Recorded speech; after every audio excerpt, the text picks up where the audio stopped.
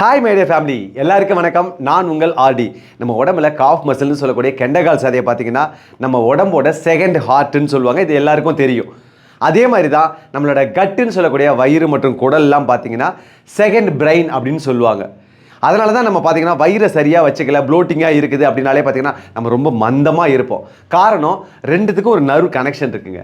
இந்த மாதிரி இருக்கிறத நம்ம கண்டதை இஷ்டத்துக்கு சாப்பிட்டு வயிறு குடலெல்லாம் பார்த்தீங்கன்னா கெடுத்து பாழாக்கி வச்சுருக்கோம். அதனால தான் நிறைய ஹெல்த் பிரச்சனைலாம் நம்ம நிறைய கஷ்டப்பட்டுட்டு இருக்கிறோம். நம்ம நல்ல ஹாப்பியாக இருக்கிறோம், ஆரோக்கியமாக இருக்கிறோம் அப்படின்னா அதுக்கு முக்கியமான காரணம் இந்த கட்டு தான். அதே மாதிரி ரொம்ப ஸ்ட்ரெஸ்ஸாக இருக்கிறோம், அன்ஹெல்த்தியாக ஆகிட்டோம், பிரச்சனையோடய வாழ்ந்துட்டு இருக்கிறோன்னா அதுக்கும் இந்த கட்டு தான் காரணம். அப்போ மொத்தத்தில் நம்ம ஆரோக்கியமாக இருக்கிறதுக்கும் அன்ஹெல்த்தியாக இருக்கிறதுக்கும் ஒரு காரணம் எப்படி இந்த வயிறை பராமரிக்கிறத பொறுத்து தான் இருக்குது. இதுக்கு நம்ம என்ன பண்ணணும்? நம்ம பைக் கார்லாம் வச்சுருக்கிறோம். அடிக்கடி நம்ம வாட்டர் சர்வீஸ்லாம் மேலே கழுவுறது துடைக்கிறது எல்லாம் பண்ணுவோம். அதெல்லாம் பண்ணால் கூட வருஷத்துக்கு ஒரு வாட்டி ஆயில் சர்வீஸ் பண்ணலன்னா வண்டி நின்று போய்டும் நமக்கு தெரியும். அதனால தான் நம்ம ஆயில் சர்வீஸ் பண்ணி அதை பத்திரமா வச்சுக்கிறோம். அதே மாதிரி தான் நம்ம உடம்பும். வெளியில் குளிக்கிறோம், ப்ரஷ் பண்ணுறோம், எல்லாம் கரெக்டாக தான் மெயின்டைன் பண்ணுறோம். உள்ளுக்குள்ளே என்ன க்ளீனிங் ஒர்க் பண்ணுறோம் அப்படின்னு பார்த்தீங்கன்னா எதுவுமே கிடையாது. ஏன் அப்படின்னு பார்த்தீங்கன்னா மெடிக்கலில் டேப்லெட் வாங்கி போட்டாலோ இல்லை நாட்டு மருந்துகள் ஏதாவது மருந்து வாங்கி சாப்பிட்டாலோ என்ன ஆகும்னா அதிகப்படியான பேதி ஆகும். நம்ம பாடியில் இருக்க நீர் சத்தெல்லாம் உறிஞ்சினதுனால பார்த்தீங்கன்னா டீஹைட்ரேட் ஆகிடும் பாடி. அப்போ என்ன ஆகுனா மயக்கம் வரும், தள்ளாடி நடப்போம், பாத்ரூமுக்கு போயிட்டு வரதுக்கு அடுத்தவங்க ஹெல்ப் தேவைப்படுற ஸ்டேஜெல்லாம் வந்துடும். இன்னும் சில பேர் பார்த்தீங்கன்னா டாக்டர்கிட்ட போயிட்டு செலைன் போகிற ஸ்டேஜெல்லாம் ஆயிருக்கும். இதை சில பேர் பார்த்துட்டு பயந்து போயிடுவாங்க. இல்லைனா அடுத்தவங்க சொல்லியிருப்பாங்க எனக்கு இப்படி ஆயிடுச்சு, முடியாமல் போயிட்டான், ஐயோ ஹாஸ்பிட்டல் போனேன். அதுக்காகவே பாதி பேர் என்ன பண்ணுவாங்கன்னா இந்த மாதிரி பேதி சாப்பிட்ற விஷயங்கள்லாம் அவாய்ட் பண்ணிடுறாங்க. இந்த மாதிரி நம்ம பண்ணாதனால என்ன ஆகும்னா நம்ம வயிறு கூடெல்லாம் பார்த்தீங்கன்னா பயங்கரமாக கெட்டு போயிடும். காரணம் என்னென்னா நம்ம சாப்பிட்ற ஃபுட்டு எல்லாத்துலேயுமே பார்த்தீங்கன்னா கெமிக்கல் இருக்குது, கலர்ஸ் வேறு யூஸ் பண்ண ஆரம்பிச்சிட்டாங்க. இது எல்லாம் என்ன ஆகுதுன்னா குடலோட உள்பக்க லேயரில் போய் படிஞ்சிடும். இது படிஞ்சதுனால என்ன ஆகும்னா உள்ளே நிறைய நம்ம கட்டு சொல்லக்கூடிய குடலுக்குள்ளே பார்த்தீங்கன்னா நிறைய குட் பாக்டீரியா இருக்கணும். அது இருந்தால் தான் அந்த கட்டு கரெக்டாக இருக்கும், ப்ராசஸ் கரெக்டாக நடந்திருக்கும், டைஜஷனாக இருக்கட்டும், மற்ற நியூட்ரிஷனை எடுக்கிறதா இருக்கட்டும், எல்லாமே அந்த குட் பாக்டீரியா இருந்தால் தான் நல்லா இருக்கும். அதையெல்லாம் பார்த்தீங்கன்னா அது அழிக்க ஆரம்பிச்சிடும். அது மட்டும் இல்லாமல் அது வெளியிலேயே கூட அனுப்பிடும். ஸோ இன்னும் பார்த்தீங்கன்னா நம்ம குடல் மூலமாக தான் அந்த கவர் சுற்றுச்சுவர் மூலமாக தான் நம்ம சாப்பிட்ற ஃபுட்டில் இருக்க நியூட்ரிஷன் எல்லாம் சோர்ஸ் எல்லாம் எடுத்து நம்ம பாடிக்கெல்லாம் சப்ளை பண்ணணும். அதையும் அது எடுக்க முடியாத சூழ்நிலையாயிடும். காரணம் அதுக்குள்ளே ஒரு லேயர் மாதிரி படிஞ்சு போயிடும். இந்த மாதிரியே நம்ம க்ளீன் பண்ணாமலே இருக்கிறோம் அப்படின்னா எந்த யூஸ் இருக்காது. நம்ம சாப்பிட்ற சாப்பாடு என்ன ஆகும்னா வயிறுக்கு போகும், அதாவது இறைப்பைக்கு போகும். அங்கேருந்து என்ன ஆகுன்னா அது ப்ராசஸ் முடித்து அனுப்புறதுக்குள்ளேயே பார்த்தீங்கன்னா சிறுகுடலுக்கு அனுப்பிடும். சிறுகுடல் என்ன பண்ணும், அதை ஃபுல்லாக டைஜஷன் பண்ணி அதில் இருக்க நியூட்ரிஷன்லாம் பிரிக்கணும். அது பண்ணி முடிக்கிறதுக்குள்ளேயே பார்த்தீங்கன்னா அது பெருகுடலுக்கு அனுப்பிடும். அதோட ப்ராசஸ் முடிக்காமலே அது என்ன பண்ணும் மலைக்குடலுக்கு அனுப்பும், அது கீழே வெளியாகிடும். ஸோ அப்போ என்ன நடக்குது, நம்ம எதை சாப்பிட்டாலும் நம்ம பாடியில் ஒட்டுறதே கிடையாது. அதுக்கு காரணம் வயிறை நம்ம க்ளீனாக வச்சுக்கலன்னு தான் அர்த்தம். இதை தவிர்க்கணும்னா நான் சொல்ல போகிற இயற்கையான ஒரு பேதி முறை இருக்குது. அதை கொஞ்சம் எல்லோரும் ஃபாலோ பண்ணுங்கள். எந்த சைடு எஃபெக்டும் கிடையாது. இதெல்லாம் பற்றி நீ பேசுகிறதுக்கு நீ யார் அப்படின்னு நீங்கள் கேட்கலாம். நானே சொல்லிடுறேன். எங்கள் அப்பா பார்த்தீங்கன்னா ஹோமியோ அண்டு சித்தா டாக்டர். இது நிறைய பேருக்கு தெரிஞ்சிருக்கும், கொஞ்சம் பேர் புதுசாக வந்தவங்களுக்கு தெரியாமல் இருக்கும். எங்கள் கிராமத்தை சுற்றி பார்த்திங்கன்னா ஒரு 25 கிராமம் இருக்குது எங்கள் ஊரை சுற்றி. அதில் பார்த்திங்கன்னா கிட்டத்தட்ட ஒரு 50 வருஷமாக எங்கள் அப்பா தான் அந்த ஊருக்கே டாக்டராக இருந்தாங்க. அதுக்கு அப்புறம் தான் நிறைய பேர் இப்போ வந்திருக்கிறாங்க. ஸோ அந்த காலத்தில் பார்த்திங்கன்னா பலாயிரம் பேருக்கு எங்கள் அப்பா இந்த ட்ரீட்மெண்ட்டை கொடுத்து அவ்வளோ பேர் பெனிஃபிட் ஆகியிருக்கிறாங்க, பயனடைஞ்சிருக்கிறாங்க. ஸோ அவ்வளோ பேர் பலனடைஞ்ச அந்த இயற்கை பேதி முறையை தான் நான் இப்போ உங்களுக்கு சொல்ல போகிறேன். அவ்வளோ பேர் அனுபவிச்சதை நாங்கள் அனுபவிக்காமல் இருந்திருப்போமா? எங்கள் அக்கா, என் தம்பி, நான் எல்லாருமே பார்த்திங்கன்னா இதில் அப்பப்போ மாட்டிப்போம். எங்களுக்கு ரெகுலராக இந்த ட்ரீட்மெண்ட் இருந்துட்டு தான் இருக்கும். ஸோ அந்த முறையை நான் சொல்கிறேன். ஏன்னா எங்கள் அப்பா இப்போ எங்கள் கூட இல்லை, இருந்தப்போ அவங்கள வச்சே நான் சொல்லிடுவேன். ஸோ இல்லாதனால இப்போ நான் சொல்கிறேன் உங்களுக்கு. அதை எப்படி செய்யணும் அப்படிங்கிறத நான் இப்போ சொல்கிறேன். அது கொஞ்சம் நிதானமாக எல்லாருமே கேட்டுக்கோங்க. இது மோஸ்ட்லி பார்த்தீங்கன்னா சாட்டர்டே சண்டே, வீக்கெண்டுன்னு சொல்லக்கூடிய சாட்டர்டே சண்டே தான் நம்ம லீவ் நாளில் தான் இது பண்ணுற மாதிரி இருக்கும். அதே மாதிரி பார்த்தீங்கன்னா மார்னிங் 6 o'clock நம்ம எம்டி ஸ்டமக்கில் எதுவுமே சாப்பிடாமல் இதை குடிக்கிற மாதிரி இருக்கும். ஃபஸ்ட்டு என்ன பண்ணால் ஒரு 2 லிட்டர் தண்ணியை நல்லா கொதிக்க வைக்கணும். அதில் பார்த்தீங்கன்னா கொதிச்சுட்டு இருக்கும்போதே ஒரு 3 ஸ்பூன் கல் உப்பு தூக்கி அதில் போட்டுடணும். கல் உப்புன்னு நான் சொல்கிறது பார்த்தீங்கன்னா டைரக்ட் சீ சால்ட். நம்ம எந்த ப்ராசஸ் பண்ண பாக்கெட் சால்ட்டாக இருக்கட்டும், இல்லை பேக் பண்ணி ப்ராசஸ் பண்ண கல் உப்பாகவே இருக்கட்டும், அந்த மாதிரி இல்லாமல் டைரக்ட் சீ சால்ட்டை வச்சுக்கோங்க. ரொம்ப நல்லதாக இருக்கும், கரெக்டாக இருக்கும்.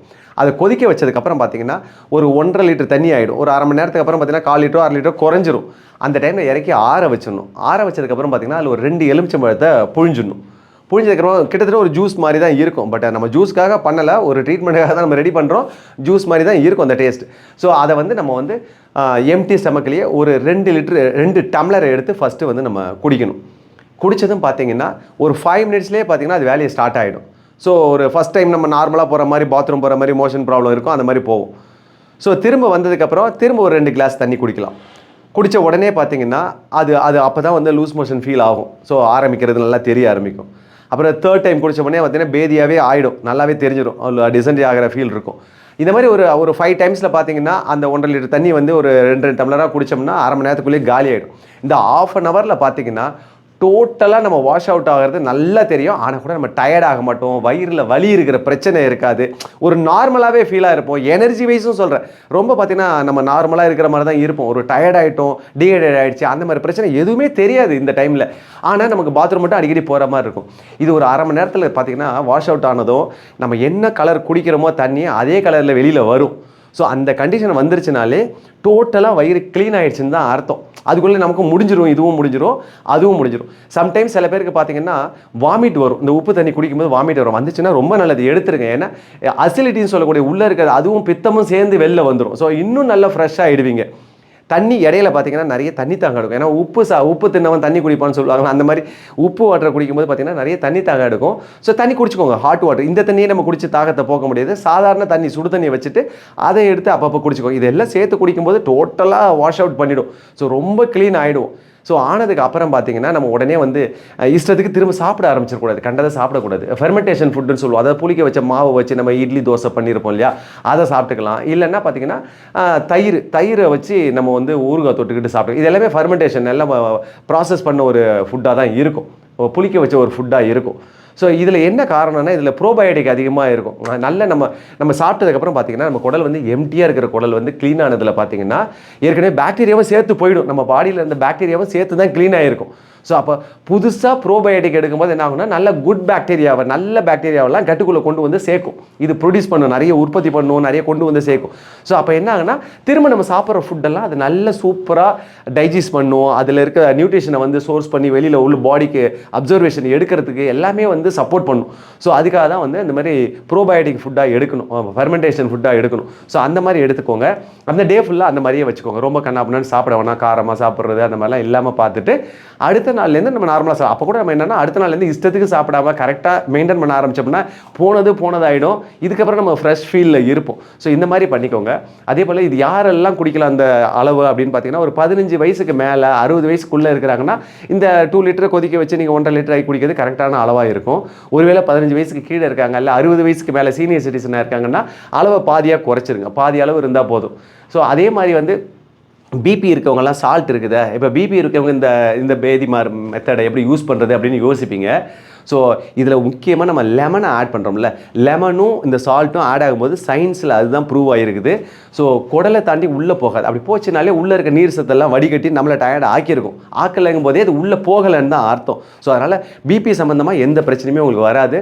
தாராளமாக தைரியமாக நீங்கள் எடுத்துக்கலாம். நீங்கள் எடுத்துட்டதுக்கப்புறம் நீங்களே கமெண்ட்ஸில் சொல்லுவீங்க, ஆமாம் எனக்கு எதுவும் பண்ணல, எனக்கு பிபி இருக்குங்கிறதால நீங்கள் சொல்லுவீங்க. கண்டிப்பாக நல்லாவே இருக்கும். இதெல்லாம் நான் எப்படி இவ்வளோ கரெக்டாக சொல்கிறேன் அப்படின்னா, எங்கள் அப்பா என்ன பண்ணுவாங்கன்னா வர்றவங்கள்ட்டெல்லாம் பார்த்தீங்கன்னா சொல்லுவாங்களா, காது கேட்டு புளிச்சு போச்சுமாங்க. அதே போல் நாங்கள் கேட்டு புளிச்சு போன ஒரு உண்மை, அதை தான் நான் உங்ககிட்ட இப்போ சொல்லிட்டு இருக்கிறேன். ஃபர்ஸ்ட் டைமாக பண்ணுறவங்க மட்டும் என்ன பண்ணுறீங்கன்னா நெக்ஸ்ட் 1 மந்த் கழிச்சு இன்னொரு வாட்டி பண்ணிவிடுங்க. அதுக்கப்புறம் 6 மந்த் ஒன்ஸ் பண்ணால் போதும். இல்லைன்னா அட்லீஸ்ட் வருஷத்துக்கு ஒரு வாட்டியாவது பண்ணணும். ஏன்னா நம்ம பண்ணாமலே இருக்கிறதுக்கு வருஷத்துக்கு ஒரு வாட்டி பண்ணால் கூட ஓகே தானே, அந்த மாதிரி பண்ணிவிடுங்க. முக்கியமாக இந்த ஆன்டி ஏஜிங் சேலஞ்ச் இப்போ யாரெல்லாம் பண்ணிக்கலாம், நீங்கள் சாட்டர்டே இல்லைன்னா சண்டே எந்த எக்ஸ்கியூஸும் சொல்லாமல் கண்டிப்பாக பண்ணிவிடுங்க. ஏன் சொல்கிறேன்னா மண்டே நம்ம சேலஞ்ச் ஸ்டார்ட் பண்ண போகிறோம். இது பண்ணுறதுனால எந்த சைட் எஃபெக்ட்டும் கிடையாது. நீங்கள் நினைப்பீங்க இது செஞ்சதுக்கப்புறம் எப்போ இதை நான் முன்னாடியே எனக்கு தெரியாமல் போச்சு, ஏன் இவ்வளோ நாள் சொல்லலை, இவ்வளோ நாளாக நான் ஏன் பண்ணலை அப்படி யோசிக்கிற அளவுக்கு இருக்கும். அவ்வளோ ஹாப்பியாக ஃபீல் பண்ணுவீங்க. எதுக்குன்னா இந்த சேலஞ்சில் நிறைய நம்ம பார்த்திங்கன்னா டயட்டை ஃபோக்கஸ் பண்ணி தான் பண்ணுறோம். அப்போ அதில் இருக்க நியூட்ரிஷன்லாம் நம்ம பாடியில் போய் அந்த சோர்ஸ் எல்லாம் சேரணும். அதாவது இந்த சத்தெல்லாம் உடம்புல ஓட்டணுமா வேணாமா, அதுக்காக தான் சொல்கிறேன். அதை பண்ணிவிட்டு ஆரம்பிங்க.